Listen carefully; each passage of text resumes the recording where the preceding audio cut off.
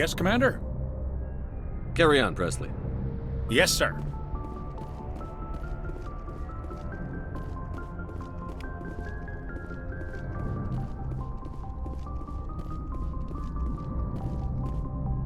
I prefer gold to silver, you know, for my medal.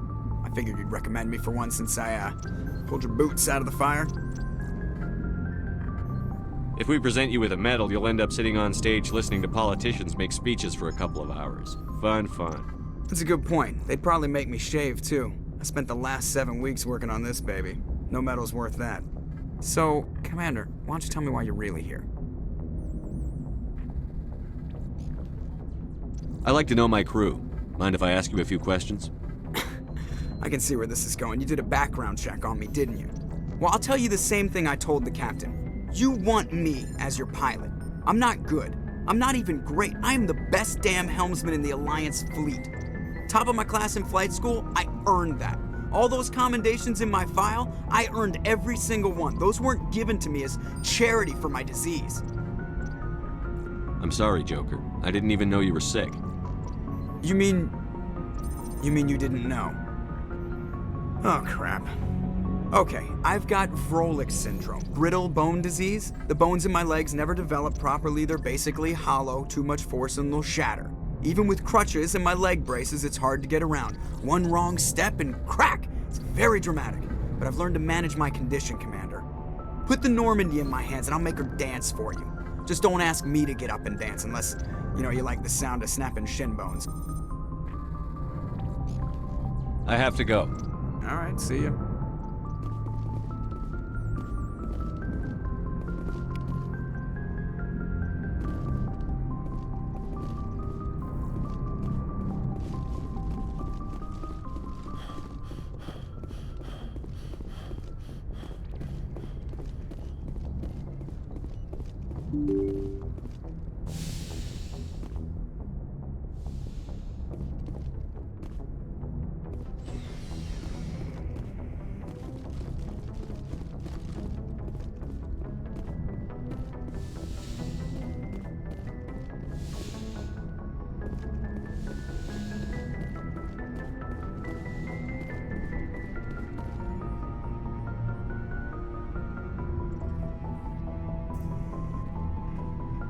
Anything you need, Commander? Just trying to get a sense of where the crew's at. Thoughts? Is this an official evaluation, Commander? Or off the record? Alenko, when it's just you and me, you can consider it off the record. That's a generous attitude. Okay. I think there's something wrong with all this. This Saren is looking for records on some kind of galactic extinction, but we can't get backup from the Council? Sorry, Commander. There's writing on the wall here, but someone isn't reading it. The Council doesn't want to believe anything's wrong. I'd call it human nature, but... I hear you. It just seems like a group that's been around as long as the Council should see this coming. Sorry if I got too informal. Protocol wasn't a big focus back in Bot. Tell me about it. Biotic acclimation and temperance didn't last past the airlock. To the kids they hauled in, it was brain camp. Sorry, hauled in is unkind. We were encouraged to commit to an evaluation of our abilities so an understanding of biotics could be compiled. There are worse results of accidental exposure to element 0 in the womb. Beats the brain tumors some kids grew up with. Is there some question about how you were exposed? My mother was downwind of a transport crash. It was before there were human biotics, a little after the discovery of the Martian ruins. It only gets iffy around 63 when Kinetics was running out of first-gen subjects. Until then, they'd relied on accidentals. A bunch of guys in suits show up at your door after school, and next thing you know, you're out on Jump Zero. Jump Zero is Gagarin Station, right? What's it like? Yeah, that's the official name. Biggest and farthest facility we had for decades. Right on the termination shock, the outer edge of the solar system. It's where they did all the Goose Chase FTL research before we caught on to using mass effect fields. It was a sterile research platform when I was there. There were other kids in the same boat, right? At least you weren't alone out there. That's true. We did have a little circle that'd get together every night before lights out. We didn't have much to do, though. It was a research platform then, and Codex kept Jump Zero off the extranet to prevent leaks. Then you must have had plenty of time to get to know each other. Yeah, we'd sit around and bull every night after dinner, play cards or network games. There was this girl named Rana, who had a little circle grow up around her. She was from Turkey. Her family was very rich. But she was smart and charming as hell. Beautiful, but not stuck up about it. I think you'd have liked her. Sounds like she was special to you. She was.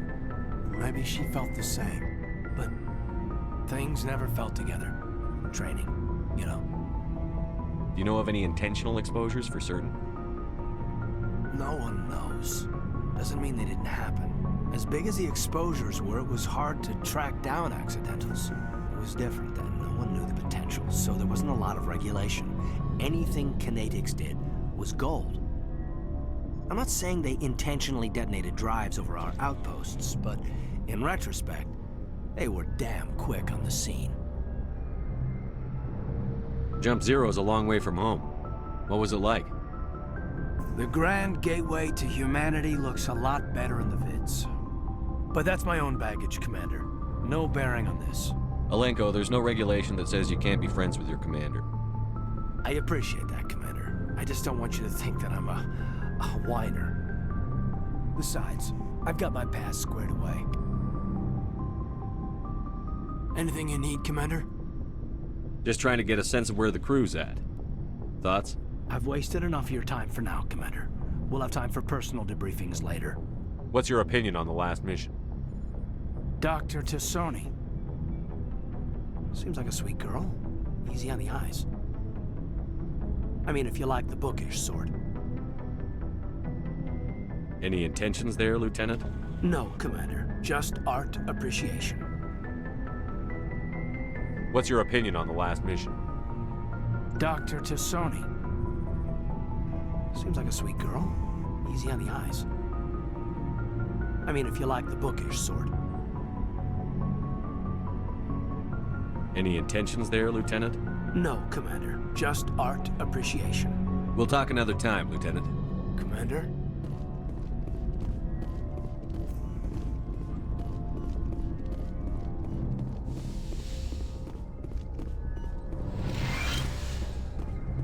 Yes, Commander? Is there something you need? I should go. Goodbye, Commander.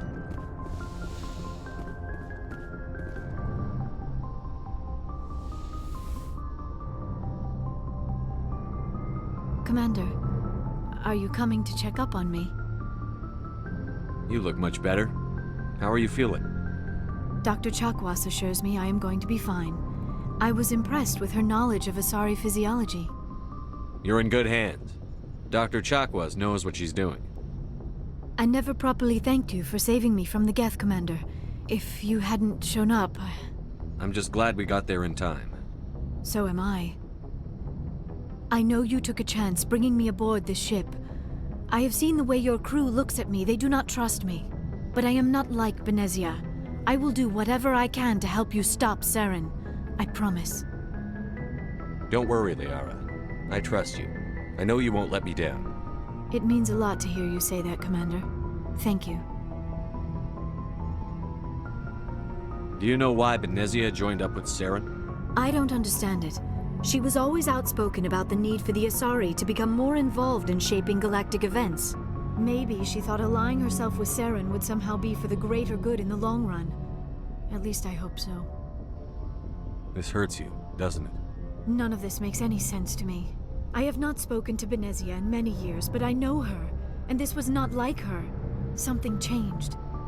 I'd like to know more about the Asari. We were the first species to discover the Citadel.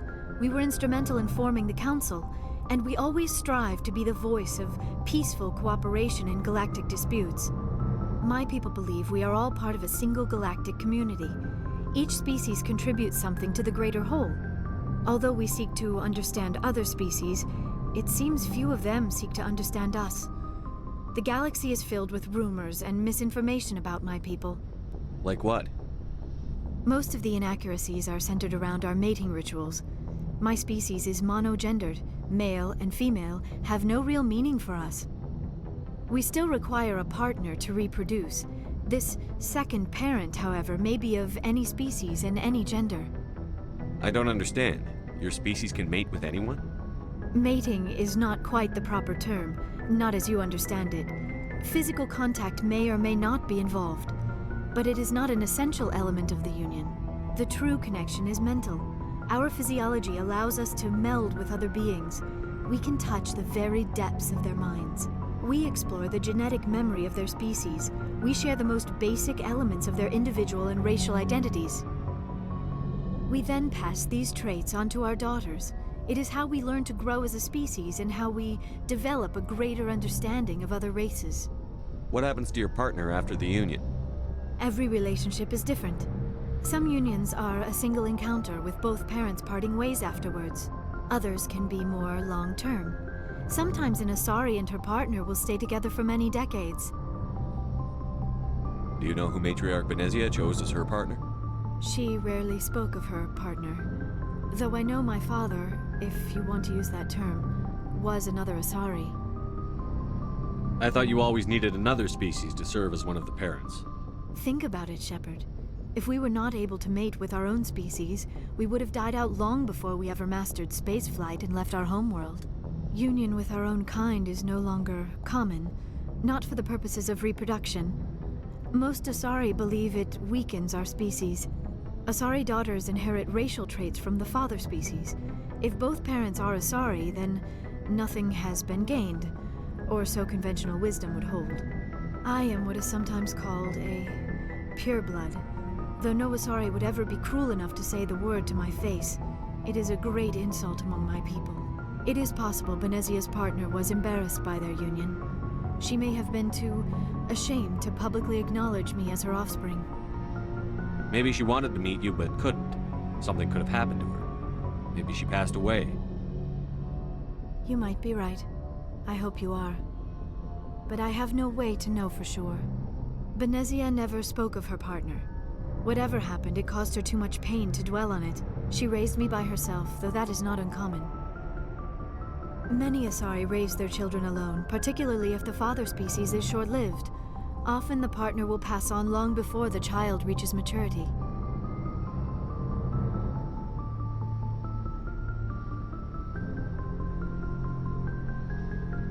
You Asari live for 1,000 years. What happens when your partner dies? Few sapient species live as long as my kind. We have learned to take a philosophical approach to our unions. We do not focus on the inevitable loss of our partners. Instead, we enjoy the time we spend with them. And even after they're gone, a part of them lives on in us. The union is a connection that transcends both time and space. Do you know who Matriarch Benezia chose as her partner? She rarely spoke of her partner. Though I know my father, if you want to use that term, was another Asari.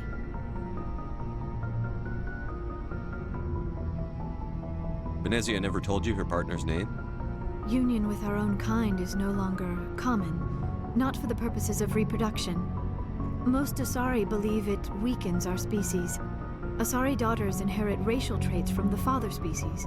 If both parents are Asari, then nothing has been gained, or so conventional wisdom would hold. I am what is sometimes called a pureblood. Though no Asari would ever be cruel enough to say the word to my face, it is a great insult among my people. It is possible Benezia's partner was embarrassed by their union. She may have been too ashamed to publicly acknowledge me as her offspring.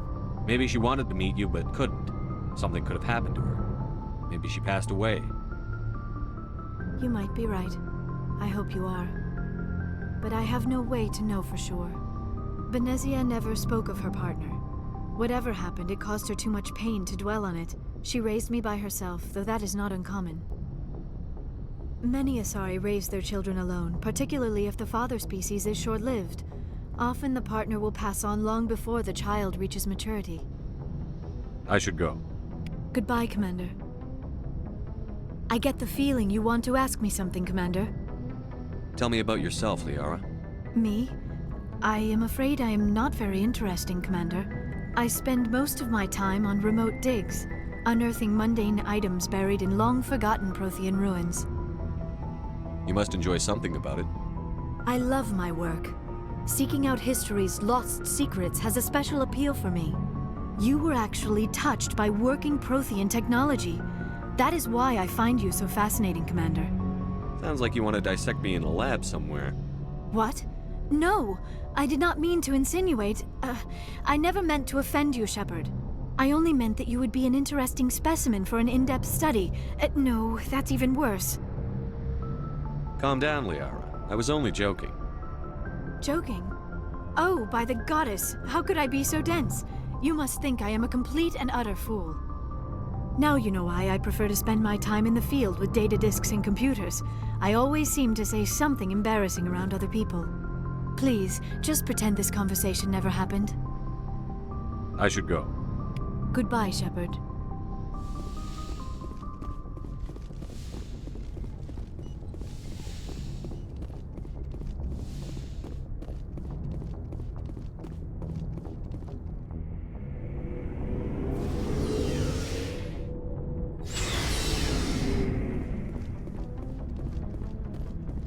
Never a dull moment with you, Shepard. You ever go on any missions like ours before? Saving the galaxy from certain destruction? No. But I've had my share of adventures. Do you remember any that stick out? A few. I remember one time I was hired by a Volus diplomat. What an ass. I guess even politicians have need of mercs from time to time, huh? Time to time. If it wasn't for politicians, I'd be out of work. They're always looking for ways to get ahead. This one was no different.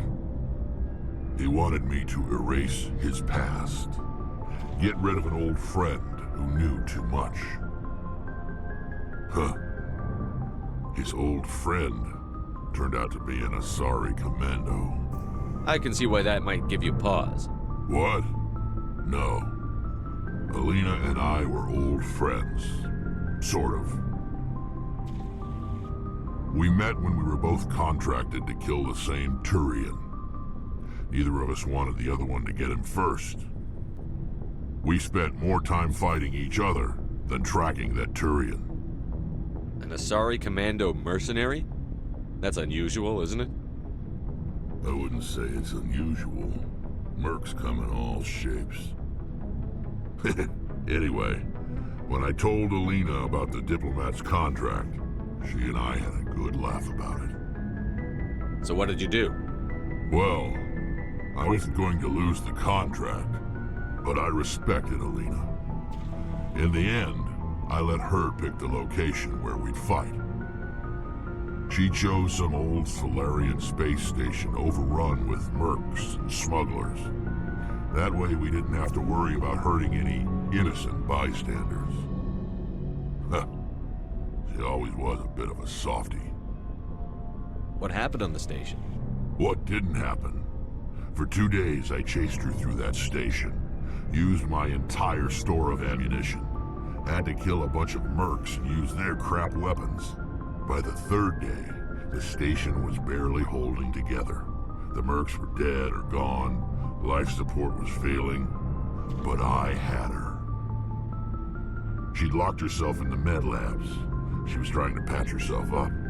Damn tough, that one. Then just when I thought I had her, the station's core went critical. Barely made it back to my ship in time. I assume the Asari commando didn't make it? I watched the station from a distance. I never saw her leave. And when that place blew, there was nothing left larger than a Turian's right nut. So I headed back to the diplomat to give him the good news and collect my pay. But before I got halfway there, Alina sent me a message. Better luck next time. Now, I'm not superstitious, but if someone can survive that, well, they deserve to live. At least for a bit longer. What about the diplomat? He wanted her dead. I told him the truth. Alina was still alive and she was really pissed. I told him if he wanted to live, he'd need me around to protect him. And he believed you. He kept me on as his personal guard until he died. Natural causes. Easiest job I've ever had. A little boring, but credits are credits. So long, Rex. Shepard. Commander? What's your opinion on the last mission? Not sure I buy Dr. Tassoni's story about her and her mom not talking. They're family, right? I think she's being straight with us. Or at least, I don't think she lies very often. Yeah, she's probably really bad at it. Hey, want me to ask her about her sex life? Might be illuminating. I don't think she's used to teasing. Good-natured or otherwise. No fun, Commander. Too bad those ruins got destroyed. I mean, they lasted thousands of years. That's impressive. Do you have a few minutes to talk one-on-one? Sure. I was just watching some mail from home. Oh, before I go, we saw Caden in a news vid about the Normandy. He's cute. Later, sis. Let's pretend this never happened. Are you interested in the Lieutenant Chief? Of course not, sir. Fraternization is against regulations. What's up? You didn't come by to eavesdrop on family mail. Your family seems to be important to you. Yeah, we've always been close. Me and my sisters especially. With Dad on duty so much, I had to help Mom raise them. Did your father serve with the fleet? Yeah, took any crap posting he could get that offered space time. You know what? He worked his ass off trying to get recognized, but he never made it above serviceman 3rd class. He was real proud when I met Chief. First thing he did was salute. What about your mother? You haven't mentioned her. You must know what military wives are like. Strong because they have to be, able to raise kids while Dad's away on a 6-month cruise. She has a degree in planetary geology. She and Dad both wanted to see new worlds. She gave up her career to raise us, though. You have more than one sister? Sounds like a big family. Yeah, I'm the oldest, then Abby, then Lynn. Sarah's the youngest. She's still in high school. With 4 girls, Dad used to say he felt more outnumbered at home than on maneuvers. Where did you grow up? All over. We transferred a half a dozen times before I finished grade school. You go where personnel command sends you, right? I guess that's why I'm so tight with my sisters. We'd have to leave all our friends every 2 or 3 years. After helping raise them, your sisters still talk to you? Amazing. Things were tense between Sarah and me for a while. Then we bonded. Sounds like a story. Feel like sharing? Sarah got herself a boyfriend who wanted to go faster than she did, Mike. I didn't think he was a bad kid, just pushy. Lynn would send me these worried vid mails, and I'd tell her to relax. Where were you when this was going on? I was on active duty. Sarah's graduating high school this year. This was only a couple of years back. They were on Amaterasu. At the time, I was assigned to Chernobog. Same cluster, but a dozen LY away. Close enough to talk regularly, too far to make it back in an emergency. I couldn't afford a fast packet flight. If he really liked her, he wouldn't be pushy. Yeah, of course. If he didn't ask at all, I'd wonder if he thought Sarah was ugly. Damned if you do, damned if you don't.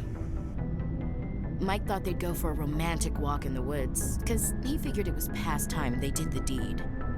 She levered Mike face first into a tree and left. Didn't have a scratch on her. Good thing Mom and Dad had us all learn some kind of self-defense. I took emergency leave and walked Sarah to school for a few days.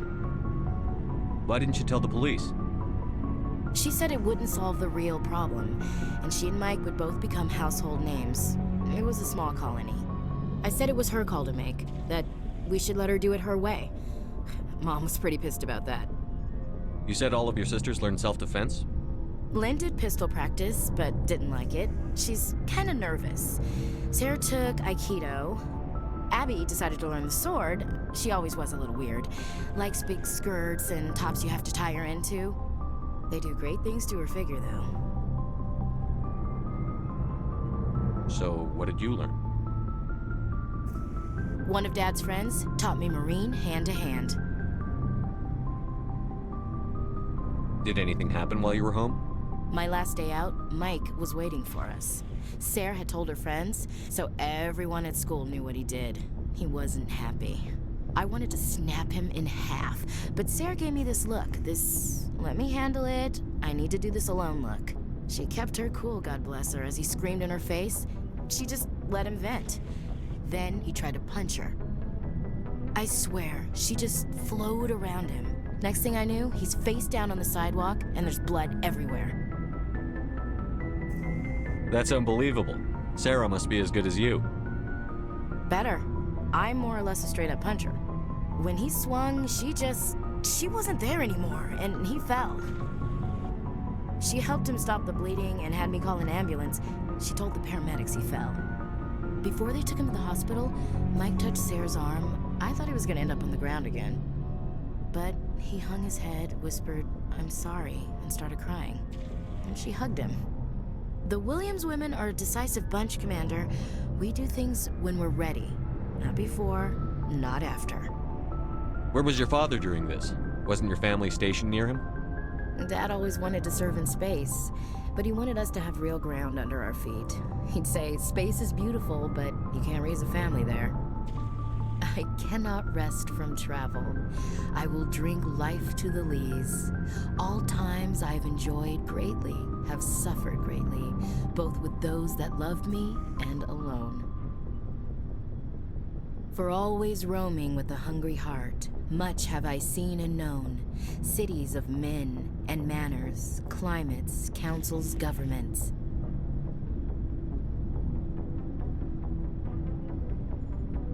I never thought I'd hear you reciting poetry.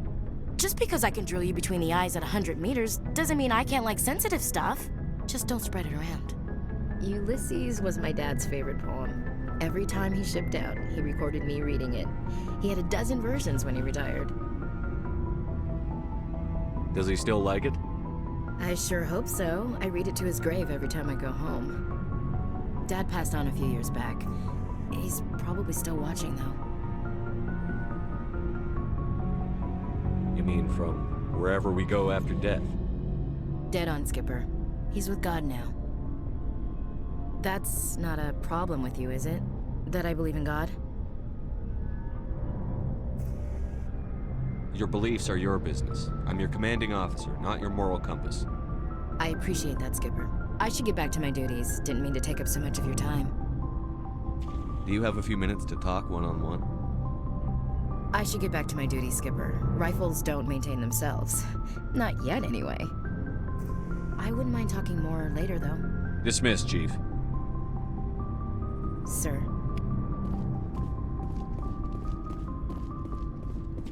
Commander, what can I do for you? Something bothering you? It's Saren.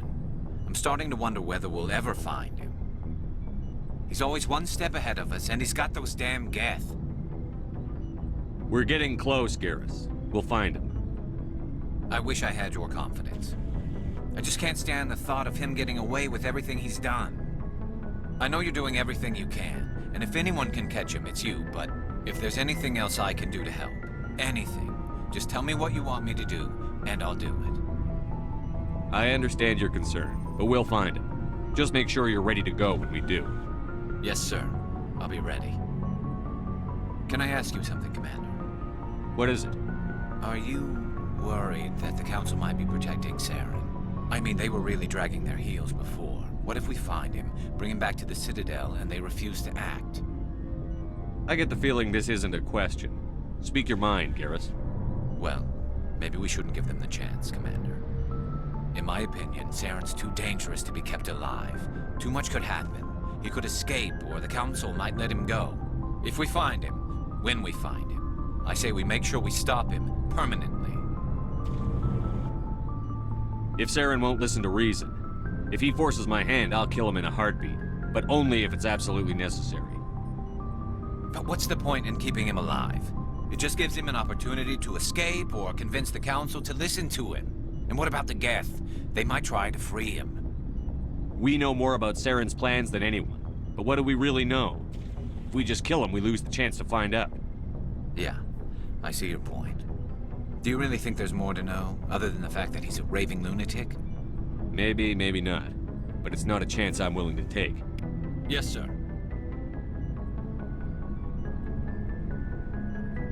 Commander, how are you? Looking for supplies? Let's see what you've got. You bet, Commander.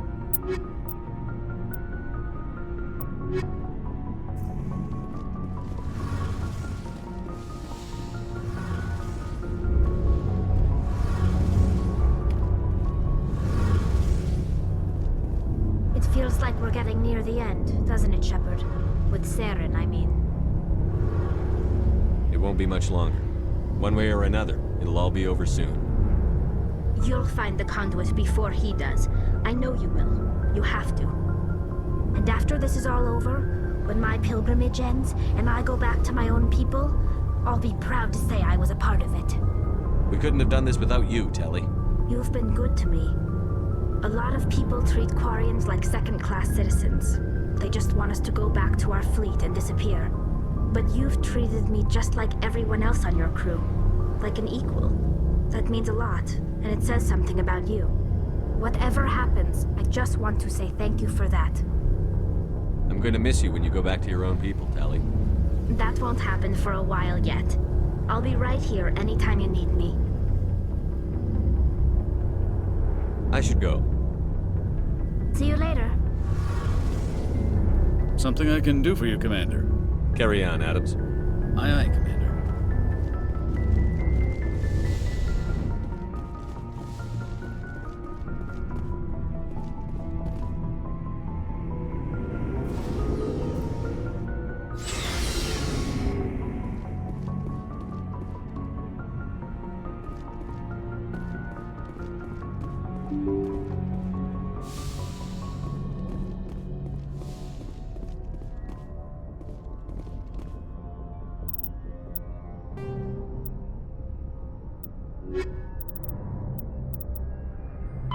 The home world and capital of humanity is entering a new golden age.